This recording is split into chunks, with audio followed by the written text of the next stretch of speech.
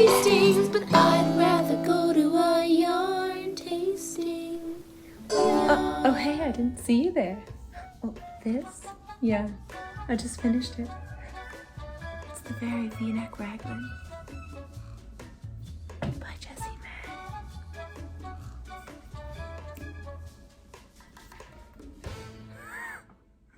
Welcome to episode 9 of Frankenfrog Fiber Podcast. I don't know if you are like this, but I don't know. When I finish a garment, I'm just feeling it. Feeling myself, feeling the garment, feeling the fantasy. You know what I'm saying? So yes, we're doing finished objects first today. And this is my very V-neck Raglan by Jessie Maed. And I'm in love. I knitted it in the wrong yarn with the wrong needle size. But I'm really, really happy with how it turned out. This is La Bien-Aimée singles, the singles yarn in Sari. Sari is the colorway. And I knitted it in a smaller needle, which I'll put in the description because I can't remember what size I used. And I also added these full length puffed sleeves. The original sleeves are 3/4 length and they are kind of wide at the opening. They're a little bit of a bell, but you actually just knit them straight and they become a bell naturally. So I'm really happy with the sweater. I'm really happy with my mods. Yeah, it's kind of like not safe for work with the length of it. I'll have to wear something under it if I wear it to teach. But yeah, I'm extremely happy with the way it turned out. I think it's kind of beautiful. And are we not, is this what we're doing? Matching our lipstick to our garments? Because that's what I'm doing today. And I'm loving it. So if you like this podcast, feel free to like, subscribe, ding, ding the bell for the notifications so that you see when I make future podcasts. Sorry, my husband just came down the stairs. So I had to do a little pause because our stairs make a beautiful creaking noise. So, well, let's keep going. I want to try and make my part of this video as short as possible so that you can get to the goodies of the interviews with the Loving Path and Joan Ho, two big, huge fiber celebrities. Joan Ho, a knitting designer, and Debbie from the Loving Path, a fantastic yarn dyer. So I can't wait for you to see those.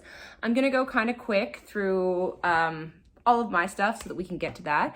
So yeah, I really, really love the way this sweater turned out. Oh yes, I copied the sleeves from Lapov, from the Lapov Cardigan by Beata Jezek of Hedgehog Fibers. So yeah, I'm really, really impressed with the way this sweater turned out and the fit. So yeah, super proud of this one.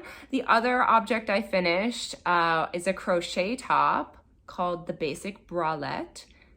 And I think it's by Morale Fiber. I'll put the name up here. And I finished that one in 2 days. I'll slap a photo up here too. And it was really, really fun to crochet. You crochet 2 triangle granny squares for your breasticles. And then from then on, it's just one piece. So you crochet the bottom band and then you crochet all the way around the entire piece and stopping to do the, what are those called? Straps. Stopping to do the straps, and then you attach again and keep going. And I just found it so easy, pleasant, very clear, the pattern. So I'll share, and it's a free pattern. So if you want to make yourself a little bralette for those last days of summer that we have, it's a great option. There was an option when I was making it for like people who have more giant boobs. So I might fall into that category, but I just did not do that. It involved like kind of creating more depth by chaining and creating a kind of lace chain on the outside of the cups. And it looked pretty sexy, but I just wanted to try and make it as it was, and I just thought that I'd wear it over you know, bikini top or something like that, which I have been, and it works really well. So that's the other finished object I have. And it was made out of Blue Sky organic cotton worsted weight. And that was yarn that I bought, I want to say 5 years ago. And I made this beautiful polka dot Afghan for my daughter's bed. And I had a few balls of it left. So you could see I just used a combination of some light blue and some kind of green, almost like this green color that I had left. And yeah, or is it yellow? I think it was yellow. Sorry, don't know my colors. But yeah, it was super fun to make. What else do I have? I'll show you my objects that I've got on the go, my works in progress. So I'm kind of all over the place, and I hope a lot of you are too, because I have this container full of all of my little bits and baubles, a lot of ends, and a lot of these are from a beautiful advent calendar that was created by Stitch Together Studio. I'll hold it a little bit closer. Hopefully you can see some of those goodies in there. But I don't like having ends lying around. And I know we're always talking about use up your stash, finish, you know, the things that you have and things like that. We're looking for stash busting projects a lot of the time. So I'm making one of my favorites that I made earlier this year, and it is the Lapov Cardigan, which I took these sleeves from. And I started it 2 days ago, and I've only knit on it for like maybe a couple of hours, but I think I'm on the last row of the Raglan increases already. I'm making the extra small because I'm making this for my daughter. Sorry, I'll hold it still for you for a moment. But so far, the two colorways I'm using are a Hello Stella that's cream with little blue flecks, which really has blended into the other colorway, which is Hedgehog Fibers Poppy. This is left over from the pair of socks that I made Evelyn earlier this year. And I am just gonna adventure through some of the other colors. You can see in here, there's pink. There's fluorescent yellow, there's forest green, there's orange. So there are some beautiful options in here. You know, I could go into the yellow here and then go through the oranges. I could even go into this lighter orange and then through the pinks. Could go through the blues first and maybe do like a reverse rainbow through blue, green, yellow, and then into the reds and pinks. So the world is my oyster, and it's going to be really a lot of fun because they're just little nubbins of color that I have left. So I'm just gonna let whatever happens happens. The sleeves might even need to be slightly different than the body. And with this sweater, it's honestly okay. It looks amazing pretty much no matter what you do, especially with speckly yarn. So that is on the go. Secondly, I've gotten past the heel on the rainbow socks that I was making out of the Lang Super Soxx.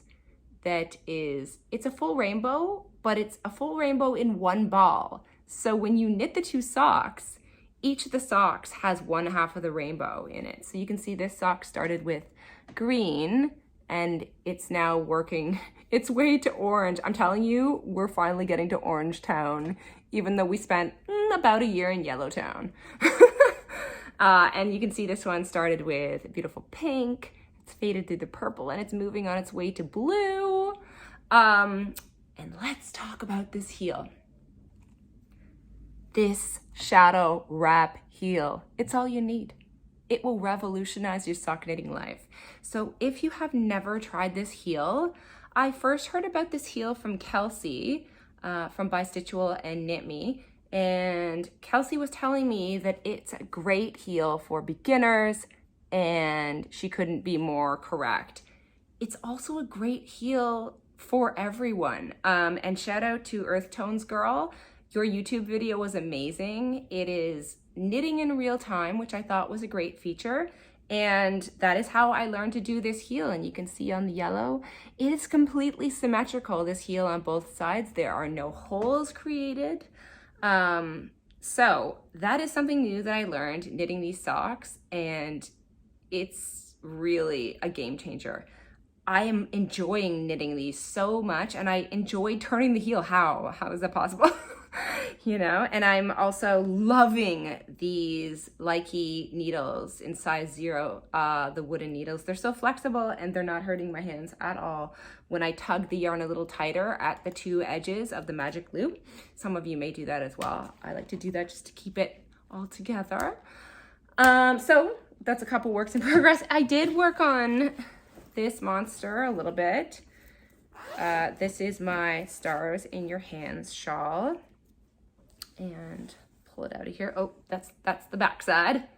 Although, you know, can't probably tell at this side. And it's beautiful on this side as well, just let me say. So we're here right now. I've been working my way through this. It's a massive section of the lace repeat that happened down here as well. Let me just show. Oh. Everybody's tangled. Okay. Get out of in front. Who do you think you are? Okay. I'm a professional. Okay. So you can see the lace repeat down here. It is the same as the section that I am now almost finished. And every time you do this section again, you do it fewer times. So every time you come back to the lace repeat, it's much wider. So that's good that you do it fewer times.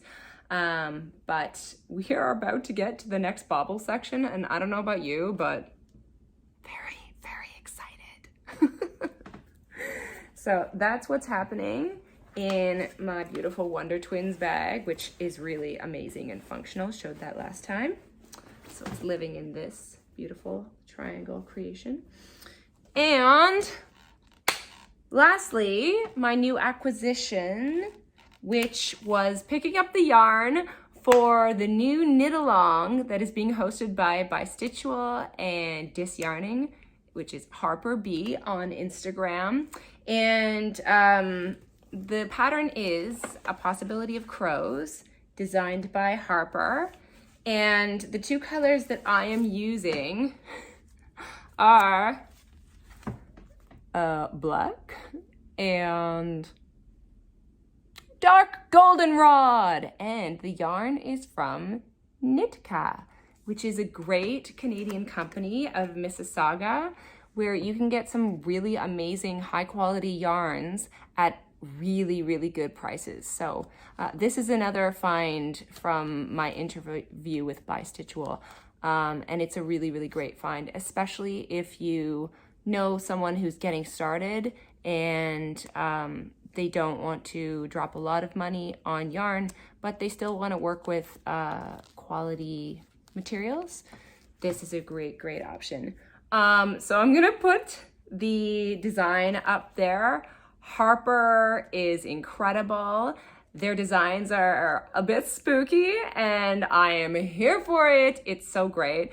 And I'm so excited about this pattern in particular, The Possibility of Crows. It is incredible, and I'm knitting it for one of my very good friends. So this one's for you, Heather. Next time you see me, I'll have that on the needles, and hopefully I will have joined the actual knit along chat by then, which I think is on Discord. So I'm gonna be looking into that. I just don't have my life together enough to have gotten on there already. So I have a lot of the yarn, and there's way more in the bag because they're small balls, but yeah. I'm so excited to get started on that. Now, I think that's everything I have. Yes. Okay, that's everything I have for now that's new. I am very excited to introduce these 2 interviews. First, you're going to see Debbie of The Loving Path, and she's incredible. Had a really fun time doing this interview. I actually did this interview just today. So I'm sure you'll enjoy that. And then second, you'll see an interview with Joan Ho, a knitting designer from Mississauga, who has taken the knitting world by storm with her plethora of hot, sexy summer patterns, amongst other patterns. And she's really incredible. Can't wait for you to see her stuff if you haven't seen it yet, which I'm pretty sure you have. The Layla Bralette is hecka famous on Ravelry and on the Instagram in general. So enjoy! Yay! Yay! We are live! Hooray! It is time for Debbie from the Loving Path Yarn. So excited. Welcome to the podcast. Thank you for having me. I am extremely excited. This is like next level. You are one of the first artists that I contacted when I started the podcast. And that was a long time ago, you know, because literally every yarn store that carries your yarn, I would say, oh, I'm going to interview Debbie sometime. And they would say, oh my gosh, we love Debbie. She's so amazing. Oh my gosh, you should see what she does in her tiny space that she has as a dye studio. Like, it would just be a barrage of compliments. So I knew that I just needed to speak to you, and I'm so excited. Yay! That's so kind. Everyone's so lovely. Yeah, well, there must be a reason for it. I mean, the proof is in the pudding. That's all I have to say. So your business name, The Loving Path, it's so beautiful and evocative of like a calm, serene place. Where did that name come from, and how does it relate to the beautiful yarns you dye? Wow. It comes from my brain and my heart. It started 2009. I started blogging, and a little backstory, a little context. We're a homeschooling family. We've always homeschooled. My son is now 15. He's never been in school.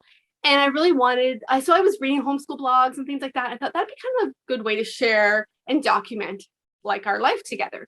So I started a blog, and I'm also the kind of person with names, and I don't know if we'll talk about this, but like with yarn names too, like if it doesn't resonate, it doesn't happen. Like yarn will sit in a bin for months until the right name comes. It just don't sell it until it feels right.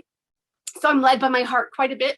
And so I just kind of kept going over and over what a name could be for this blog. And all of a sudden, The Loving Path came to me. And it was because that's how I want to live my life, right? Like I live from my heart, integrity, compassion, kindness, all those things. And it's how I want to parent as well. And so that was the name of my blog. So then in 2012, when I started dyeing, I had reached out to friends on Facebook and said, what do I name my business? And they said, keep it, just keep it the same. Because it kind of had already become really a part of me. Like, you know, people say, oh, the loving path, meaning me, which is weird. It's just three, you know what I mean? Like it's 3 words. But yeah, so it had really become part of my identity. And so it just became the name, which I know has nothing to do with yarn, but it's very much about who I am as a person. And then, so I tried to take it through my business in the same kind of way. Meaning like all my colorways are kind of like they all represent me. So if, you know, I don't dye usually big, bold, flashy things, except for the unicorn that I know you know about. Like I don't tend to do that because it's not what I wear. So my palette is more reflective again of who I am. And even the colorway names and things, most of them are very like grounded and I'm not gonna say spiritual, but like grounded and in integrity and love and kindness and goodness and that kind of thing. So it kind of all just relates to that. If that makes sense. I love it. Okay. Yeah. And good art has to be that way. Good art has to be us. Otherwise it's not authentic. And you know what? People who are viewing the art can tell. Yeah. You know? Yeah. And my son will sometimes say to me, well, why does it have to be like this? Why do you have to be so hard on yourself with like a name? Because I employ my husband and my son sometimes for a name. I'm like, what do you think this colorway should be called? And they'll be like, oh, I don't know, like fancy pants or something. I'm like, okay, you're fired. No, that's not a name that we can. It doesn't resonate. It's not who I am, right? It has to really be. And I'll know. I hold it up, and when I know, I'm like, oh yes, that's the name. And so it was like that with the Loving Path.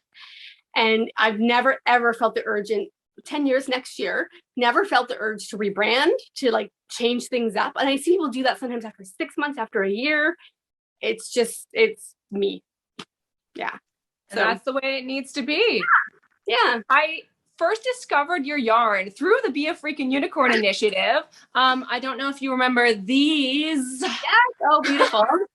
Also, I just want you to appreciate the outfit that I've gone on, which is a bralette, some Stunning. athletic shorts, and the socks that I made from your yarn. Hey, whatever works, right? That's the official uniform for today.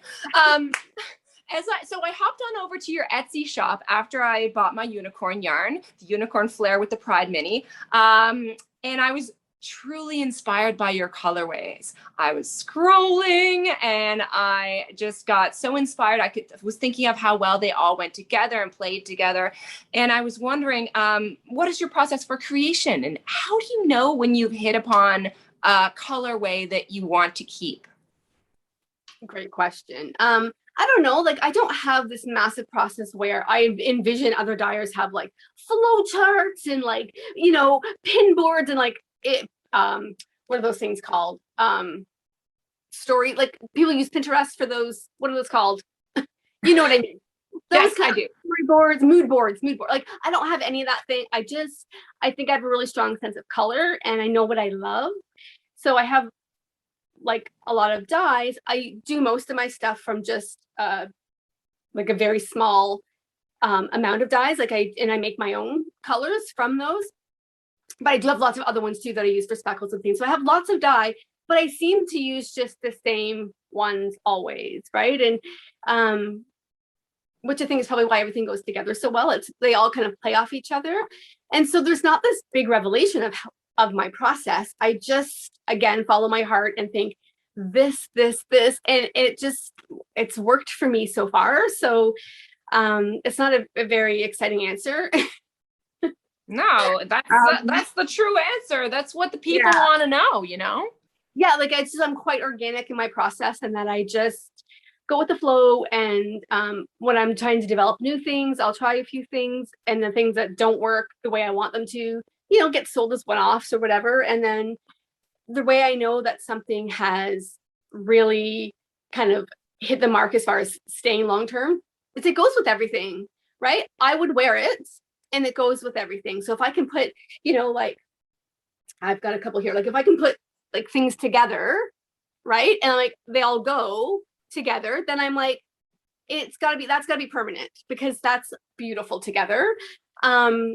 And sometimes I have an oopsie or whatever, and I'm like, I don't love how that turned out. So I'll just put it on Instagram as I'll sell these 3, 4 or whatever together because I don't want to be stuck with one.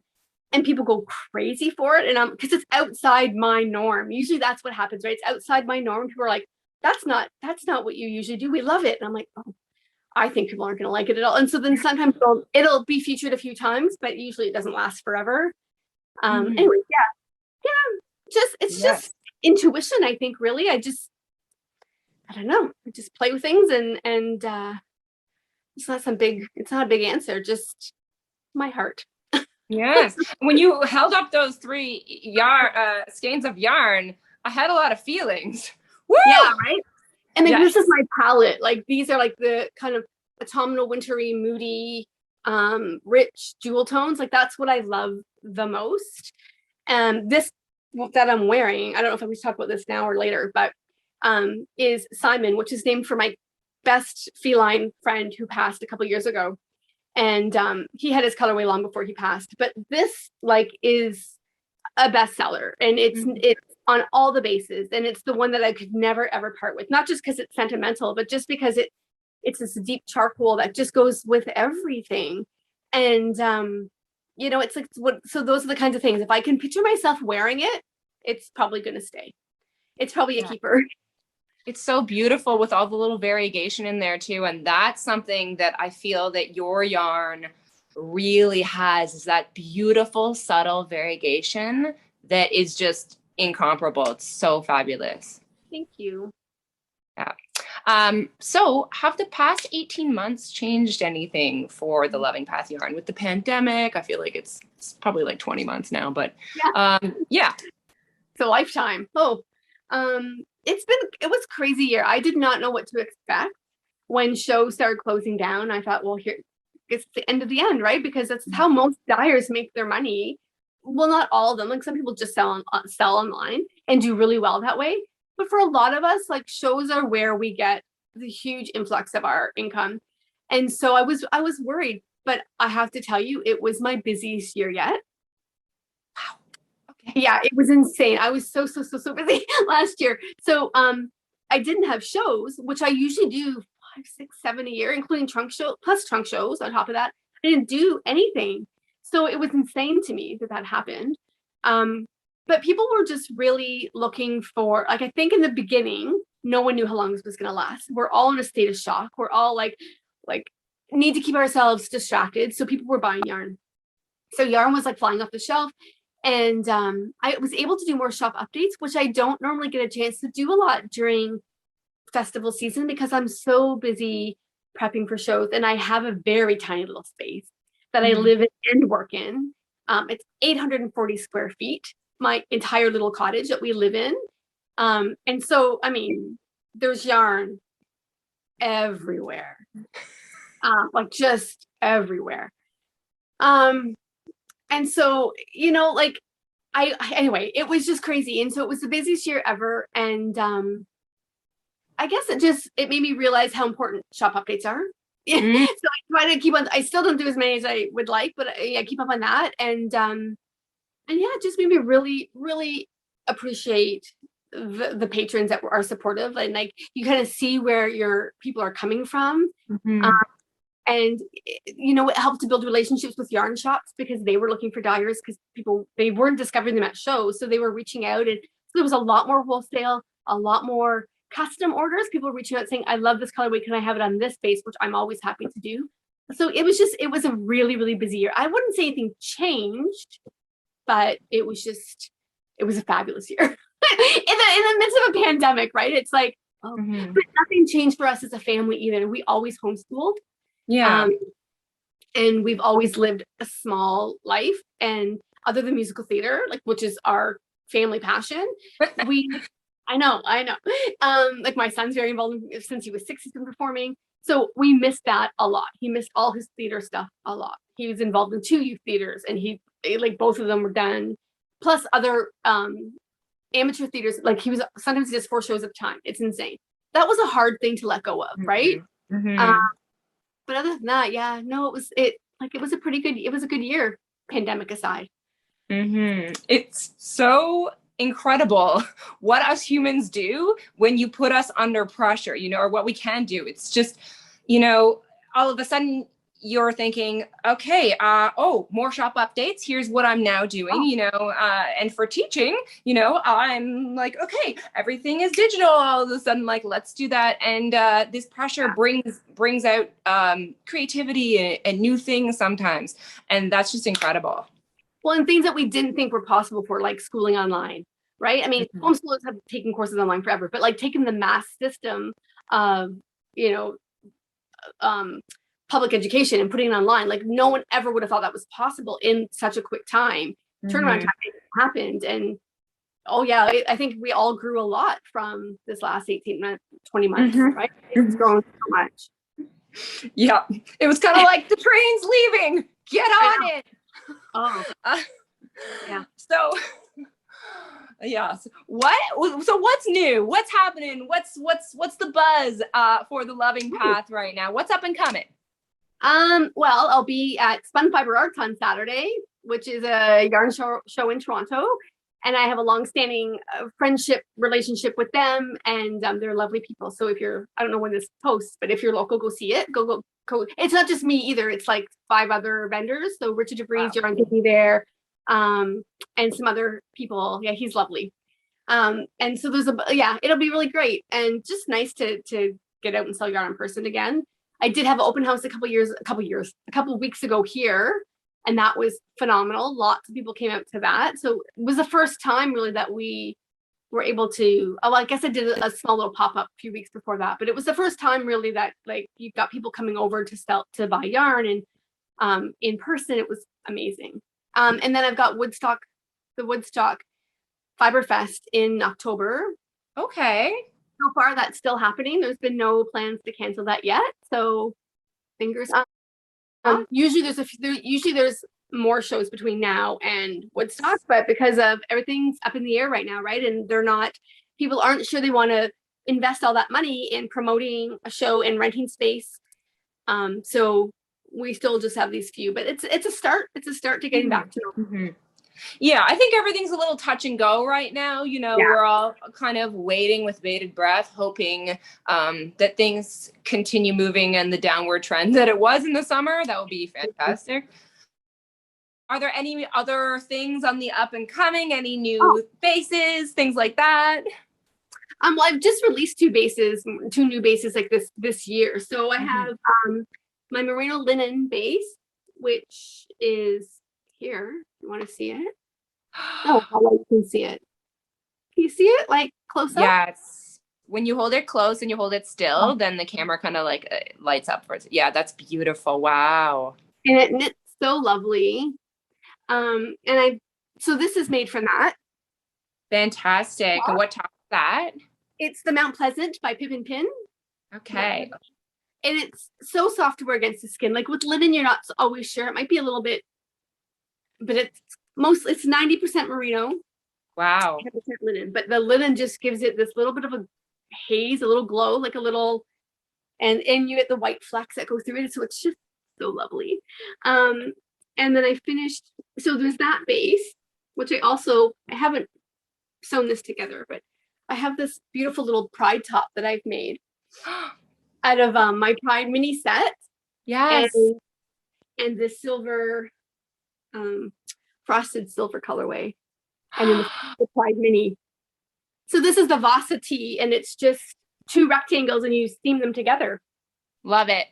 Yeah. So it'll be super cute when it's done.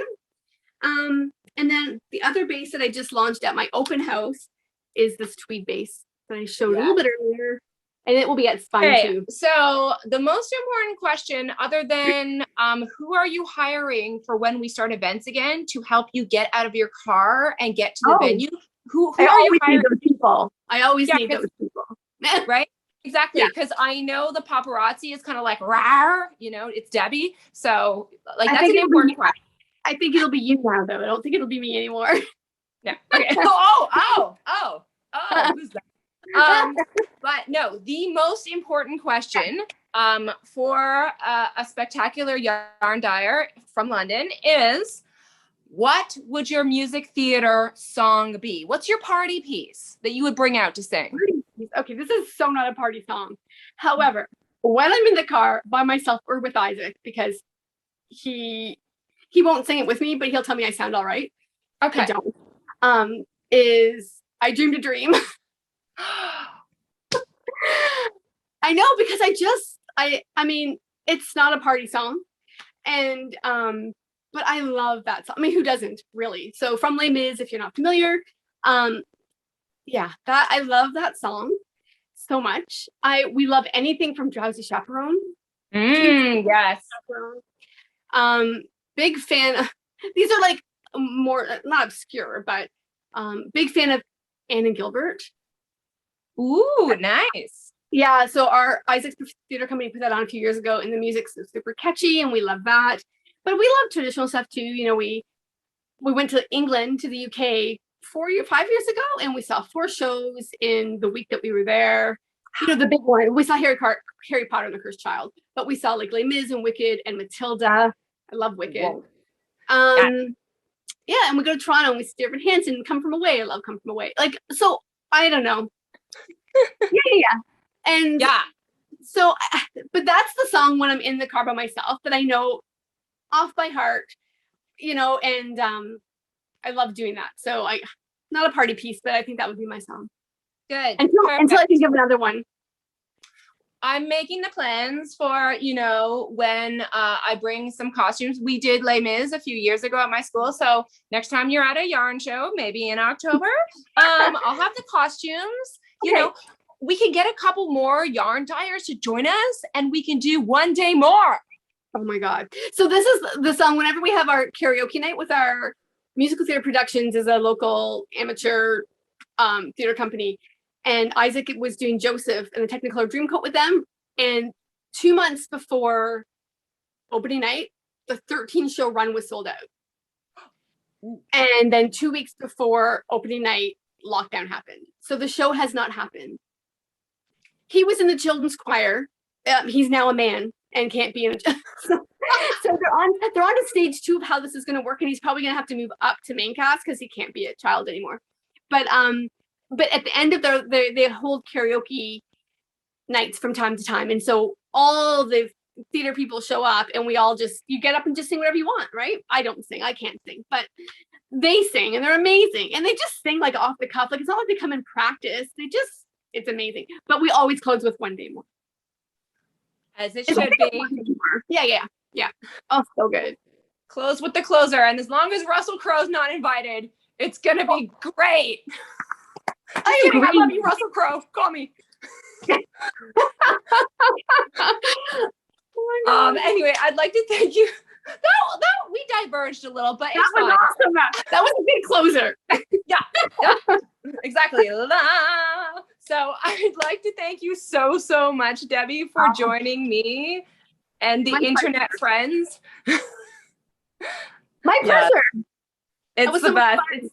It's the best to connect with artists like you who are so revered in the community. I was really, really excited from the get-go to interview you, and I'm so excited it finally came to pass. It was fun to finally make it happen. I want to say thank you and bye, and I hope you have a great day. Thanks, you too.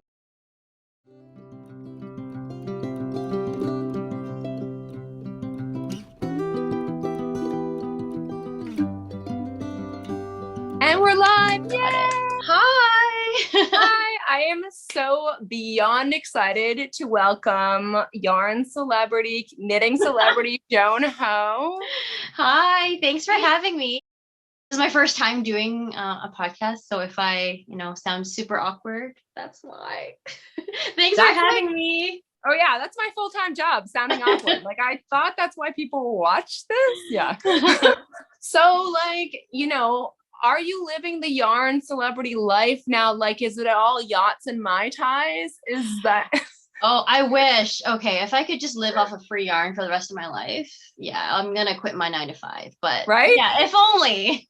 Yeah. If only yarn could pay the bills. Right. Exactly. But all kidding aside, you are a major designer on the knitting scene right now. And your designs have launched 1,000 projects, and it's a very exciting time for everyone in the knitting community. Thank you. Yeah, it's been a wild ride. Like, honestly, I don't know. Yeah, like I can't believe it's happening. Like, I didn't really start until I think 6 months ago. Like, I was never going to do this at all. But like, I think 1,000 other knitters out there, like COVID really kind of just lit a fire. Like, like we have all this time. Why not, like, instead of just making for yourself, why not just put in a little bit more work, and maybe other people can, make the same thing as you and be twins. Exactly. Or, you could start a podcast.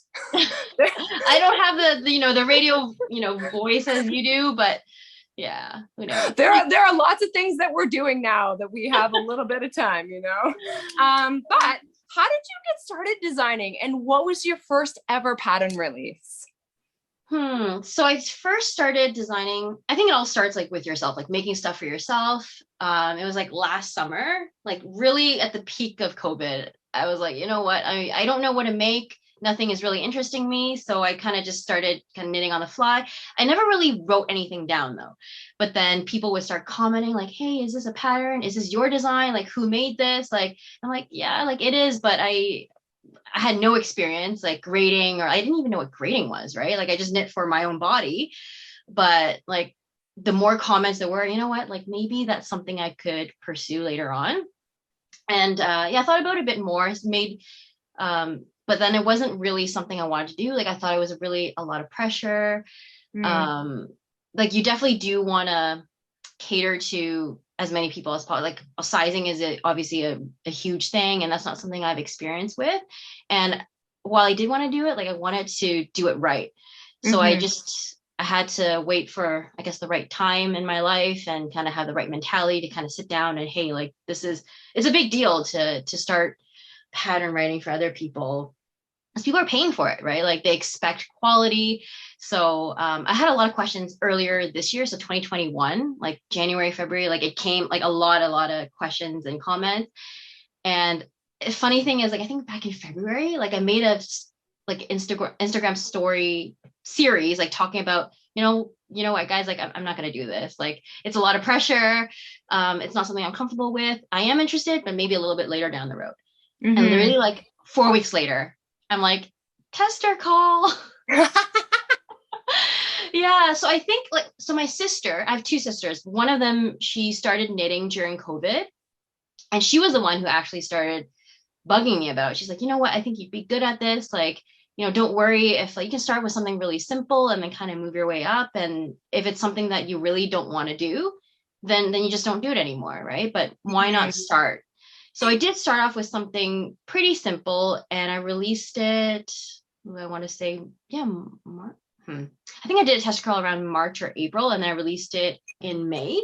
So it was called the Emma Shrug. Actually, I don't have it with me right now, but it's one of those half sweaters kind of thing. So you literally just, your sleeves are covered, and then it's like a raglan style.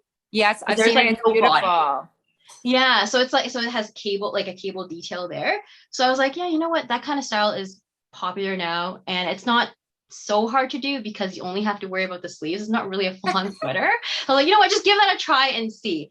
And the first time, like, writing things down, I was really nervous. Like, I made a lot of mistakes. I had maybe half a clue of what I was doing, and thank God for testing.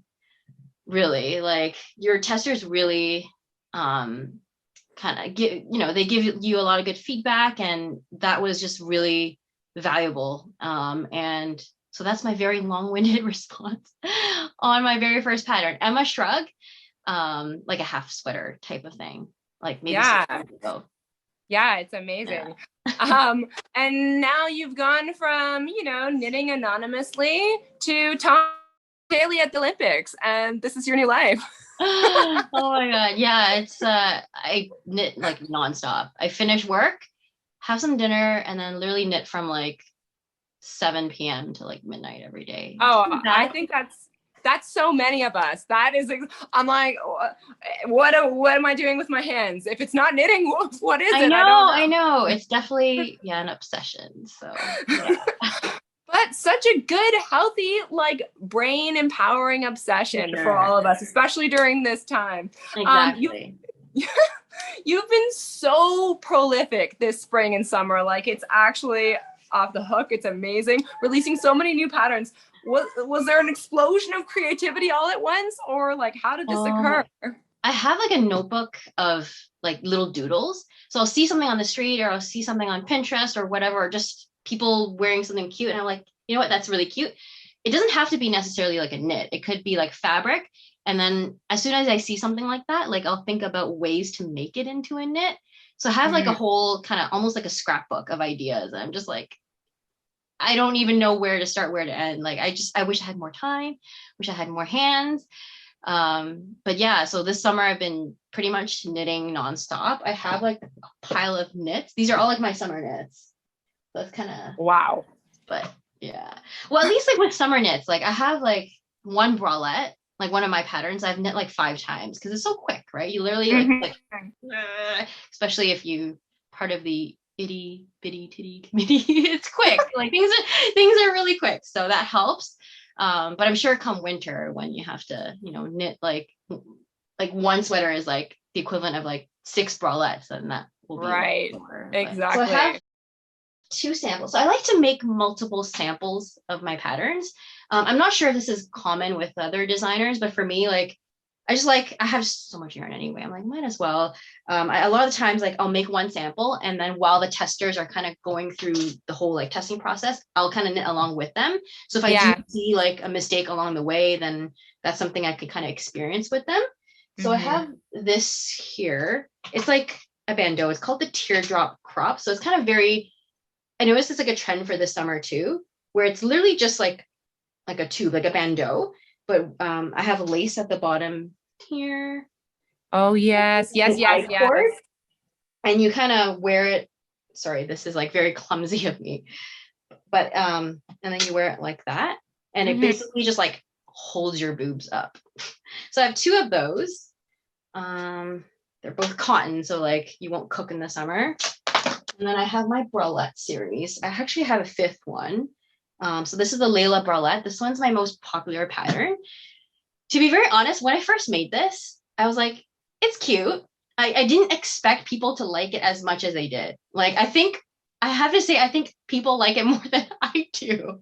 I don't know if it's like common with other people. Like, I tell this to my sister too. I'm like, why do people like this one so much? Oh, people love it. Like, people absolutely love it. Yeah, it's been liked favorited over 1,600 times on Ravelry. It's kind of a big deal. No, I think this is definitely the pattern that kind of brought in like more followers. Like, it's my best selling pattern. I think maybe because it's simple and knits up really quickly, and it's very size inclusive. So the pattern has instructions on how to make it for people with like really small boobs, like really small underbust to very large boobs. So I think a lot of people, like they're able to make it. So this is how it looks. So it's pretty simple. It has like a twisted rib at the bottom and just like a triangular bralette. And then there's like a lace detailing there. And I have 4 of these. So like I like mixing and matching it.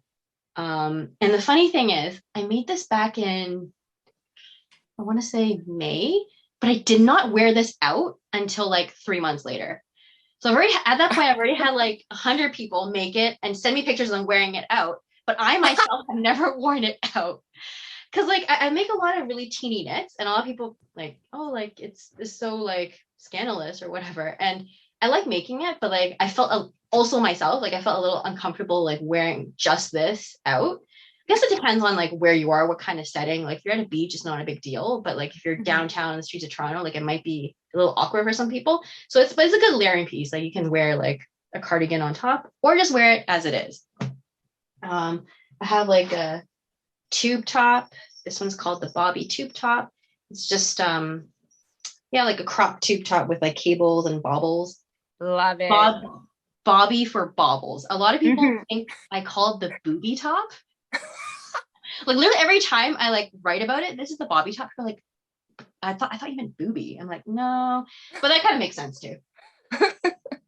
And then this top here, it's currently in testing. So it's called the back-to-back top. So it's like a halter, not halter, but I guess it's held up with like this, has a peplum bottom, and then the back is like a corset back. And this one I really like because it has like hardware for the corset.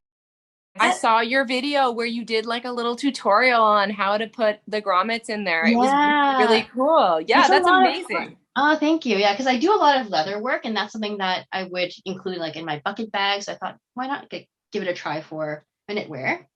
And this skirt here is currently in testing as well. Sorry, it's kind of wrinkly. It's called the Walk the Line skirt for Johnny Cash. But the side is like has like some ribbing detail. Yes, I can see it's beautiful. Like high-waisted skirt. And this here, it was a dress. And then I wore it out to like a lavender field one day. I wanted to take some really nice pictures. And the whole day I was just like pulling it up. I'm like, this isn't working. So I unfortunately scrapped it at the time as a pattern, and I just cut it in half, made into a skirt, and then just a little top like this. Oh, so cute. That's awesome. So it's like a 2-piece for now. I'm working on the full dress, like a revision of it. So hopefully that one should be good. Sorry, there's like so many of these. Oh, I love it. It's like a parade of fashion. Thank you. And this one no one has seen before, so you're the first person to see it. So it's a matching top for the skirt that I showed you earlier, the Walk the Line skirt. So it looks like, actually that's the back. So it's like this. It has the same side detailing. I can show you a photo of it later, so you can same side detail as that skirt. So that's the front, and then, or you can wear it backwards too, where it has like a little bit of an opening, and then you can tie it at the front. So cute. New that I've been working on, but I don't know if I want to release it anytime soon because it's getting it's gonna be fall. I mean, Toronto weather, like I swear by the end of like next month it's gonna be cold. So I know. That's definitely a struggle. Timing too, like seasonality is definitely like a huge thing that I'm learning about like while designing. last bit of knits. This is the Knit Girl Summer top. So Yes, I love that top. thank you. It's really simple. Like I wanted to do something super beginner friendly, and I think this is the first one that kind of fits the bill. And this detail is my favorite, and a lot of people are have been following my tutorial on that as well. So these are just shoelace tips, or like aglets, I think they're called. So they're normally like you add them to like literally your shoelaces, but I thought it'd be like a cool detail on your straps. So I have a sample here, another white sample here, and then I have the dress editions. I have this one here, which is like a short length dress, I guess. Love it. And then finally, I have like the maxi length version of it, which I probably have to stand a little further back for it. So it's hard to see, but I can send you pictures of it. It's very long. It goes down to I've seen that one. That one's absolutely breathtaking. It's honestly, so much. It's good for a formal event. It is, yeah. I have a few people who are making it in black. I think that'd be really nice, like for like whatever season, right? It could work. So yeah. So that's my little show and tell. So incredible, and it's amazing how many things you've created in your short time as a designer. It's actually flooring me. Thank you. Too much time. Yeah, but it's great. Roughly how much time does the process take from inspiration to pattern release? It sounds very involved. Yeah, it's actually not so bad. I don't know if I'm doing things incorrectly. Like I didn't go to school for design, right? So a lot of times I'll be knitting while I'm writing the pattern. I think a lot of designers, they will write the pattern first, kind of have a draft, and then kind of get started with knitting. But I knit as I write it down. So if, and I've been lucky that I haven't really needed to make too many changes, with the exception of that one dress that I cut in half. Everything else has been pretty much just knit from beginning to end without too many changes. So I would say from start to finish, like including knitting the piece, maybe 30 hours, I want to say. Wow. Yeah. Maybe a little bit longer with like editing the pattern. There's a lot of like nitty gritty details too, like, contacting testers, doing like photoshopping banners for your like Etsy listing, creating the listings. There's a lot of things that I didn't really expect to need to do. Or just replying to DMs. That takes a lot of time. Oh yeah. Yeah. I feel like these kind of like side endeavors aside our regular jobs that we started off with, it always surprises you a little bit how involved it is and how much time it does take, For sure. So it goes back to what I was saying before about seasonality. Like, because I'm so new to this, like I knit for like the current season. But knowing, like talking to other designers who have been doing this for years, they typically knit like way in advance. So we're heading into the fall within like the next month or so. These other designers would be making patterns like probably like 3-4 months prior to this.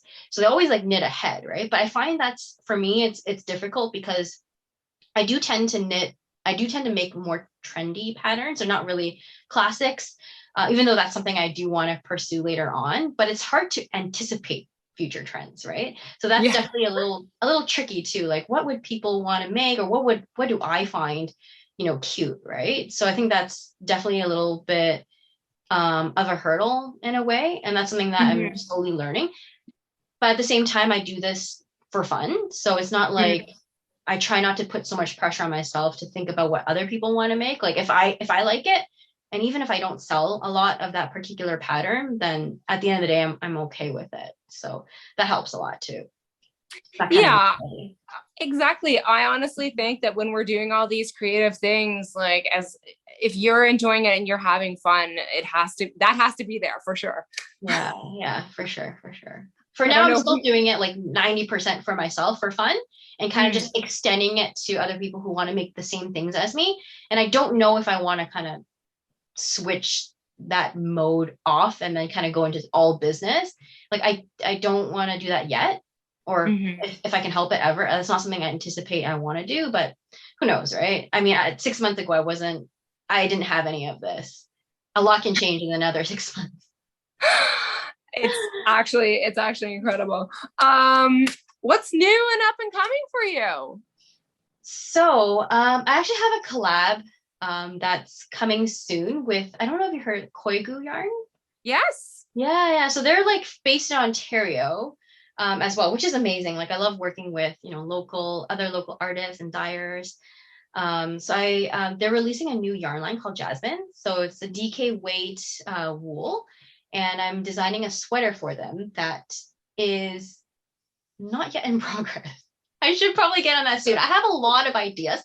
I haven't really settled on one. This one is a little bit trickier because it is a collab. There's more on the line. I'm not just making it for myself. So the thinking process is like tenfold. Like normally, like I'll just make things on a whim, but this one I definitely want to put a little more thought into it. So I'm still in the thinking cap process right now. Once I get started, I'm sure I'll be flying off the needles, but that's something you can anticipate to see in the next couple of months at the latest. And aside from that, I'm working on that one full length dress that I was talking to you about earlier, the one that didn't work out and I cut in half. So I'm almost done that. Like I'm making a maxi length. I'll just show you. I don't know if it'll come up well on the screen right now. So it's like it's called the Sakura dress for like the Japanese flower. So it's like a halter neck, and my version of the sample, it's a maxi length dress, but I'm gonna have different length options if some people want to make it like short, midi length, or maxi.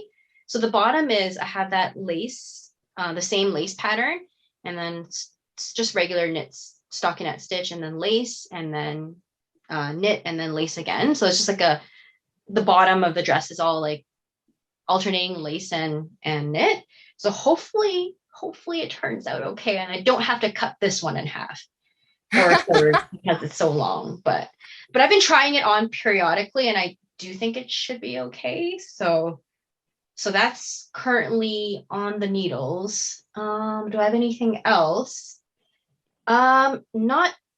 Nothing I'm knitting right now, just because I do have I have 2 test knits going on like simultaneously. So I definitely want to be available if any of my testers have any questions. So I try not to be too busy during that time. Oh, the back. So it's kind of messy right now. So it's a low like back, but I'm going to have like a ribbon, not ribbon. What is it called? Yeah, it is a ribbon, like 2 ends, and then you tie in the middle into a little bow. Yes, a bow. That's what it's called. Oh, very cool. So that's what's on my needles right now. And I have a million other ideas, but being in Toronto, it's going to be fall like in a week or like 2. I mean, right now is a heat wave, but you just never know with Toronto weather. So I'm going to try to save those ideas for hopefully the spring. Oh, and this dress here, it is probably going to be like a spring 2022 release. I've never like knit or prepared so far into the future, but I figured because it's such a long dress, and this has taken me a while, and I'm probably knitting one of the smaller sizes, I'm going to give test knitters like months to make this. So hopefully like I want it to be done right. Like I don't want to make it too short of a time period, because I do find it is hard to get the larger sizes tested. A lot of times I think designers kind of work on tighter timelines, or even those who are smaller don't realize how much longer it takes. Like for maybe like 2 or 3 XL, it could be almost double the amount of yarn, right? That's a lot of work, a lot of money. So I definitely want to make sure that they have enough time to get their yarn, and then to work through the pattern. If they have any issues, kind of, ask me any questions they have. So hopefully spring of next year, even though it sounds like forever from now, but yeah. Oh so my goodness. It is so beautiful already. I absolutely know it is going to be a showstopper. It's like that first time I saw your full length Knit Girl summer dress, I was floored. I think I shared that right away on my Frankenfrog story. Yeah, so beautiful. Thank you so much. Yeah. Yeah. The shirt that you're wearing, I'm not sure if you mentioned the shirt you're wearing. I didn't. Lily, yeah. the I've day been lily. staring at it like all night. But so this is the Day Lily crop. So it's my latest release. I released it last week. So it has like bows and on both sleeves. And then also in the center here, I'm wearing it off the shoulder, but you can wear it on the shoulder too. Kind of like a square neck. I feel like this type of style it's really trendy for the season. Has a lot of positive ease. So it's like when you go out in the hot weather, like it's not sticking to your skin. So that was like a huge plus for me when, like when making this. And then it has an elastic at the bottom too. I've had some testers not include the elastic at the bottom and just like make it full length. And that's really cute. But I'm wearing it with like high-waisted shorts. So I feel like there's like not too much skin here. So it works that way. So yeah, this is the latest release and it's comfy. I like it. It is absolutely beautiful. That's one of my faves. Yeah, I've been eyeing that for a while. I'm like, I'm going to be summer knitting until next year with all of these Joan Ho patterns. Thank you. Well, I want to thank you so much for joining me tonight because I know you're busy. You got all these jobs plus being a knit celebrity. Like, I mean, it's a lot to hold on one's plate. You know what I'm saying? Thank you. Yeah, no, thanks for having me. Like, it's good good experience for me too. Like I am super awkward half the time. Like, I mean, like as a knitter, okay, I can't blame it as being a knitter thing, but like it's a very solo hobby, right? Like a lot of times, especially during COVID, like you knit alone. My husband, I did teach him to knit a couple years ago. He's been working on the same garter stitch scarf for like the past 2 years. Like in the meantime, I've made like 20 projects. I'm like, have you knit another row? Like, what's going on? So aside from him, like literally no one in my near like vicinity knits. Really, right? So it's good for us knitters to connect in as many ways as we can, like through podcasts, like through through social media, like Ravelry, like whatever we can. I think it's good to stay connected. So thank you for having me. Yes, 100%. Yes, I love this. And I feel like for people like us, even slightly awkward, I'm slightly weird as well, but I feel like for people like us, knitting is is a common ground, and kind of it gives you confidence when you're talking about something that you love so much. Sure, for sure. Yeah. We can go nonstop, right? We can literally probably talk all night. Yeah, we could keep going. We'll just keep it going. 2 hours later, we'll be like, is anybody still there? Anyway, thank you so much, Joan. And I have cast on your Layla Bralette for my daughter. Really? Oh yeah, I'm obviously need to make at least 25 of those. So thank you for your support. It's awesome. I can't wait to see it. Oh my gosh. I'll be tagging you. We'll be doing a whole fashion shoot in the forest and stuff. So oh my God. Okay, I'll let you go, but thank you and have a great night. Yes, you too. Take care. Okay, bye. Okay.